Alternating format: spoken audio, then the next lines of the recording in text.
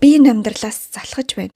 Гүйцэтгэл цалин хоёр нь ингээд хоорондоо авцалдахгүй байна. Энэ уралдаан л ингээд маш олуула гүйж гарч байгаа учраас эндээс одоо хэдхэн төрүүлж чадсан нь илүү одоо карьерээ өсгөх хэрэгтэй байна. Санхүүгээ баталгаатай болгох хэрэгтэй байна. Хадгаламжтай болгох хэрэгтэй байна. Гэр бүлтэй болгох хэрэгтэй байна. За ингэж яхахта бас ажил дээр карьерээ өсгөхийн тулд амжилт гаргах хэрэгтэй байна. Мөн найз нөхдөд хадгалж үлдэх хэрэгтэй. Тэхийн тулд тэдэнтэйгээ цаг зарцуулж уулздаг байх хэрэгтэй. За тэгээд мэдээж залуу хүн учраас чөлөөт цагаа бас ингээд хөвгөлтөө дурсамжтай өнгөрөх хэрэгтэй байна гэд стресс буюу burnout-нд өртсөн нэгэн 22 настай залуухан хэрэглэгчийн үйлчилгээгээр ажилладаг. Энийг эмчлэхгүй энэ дээр ажиллахгүйгээр тэр жигтэй гүрийгээл яваад авах юм бол харин жинхнээсээ бүтлгүүтэлтэй нүүр тулна.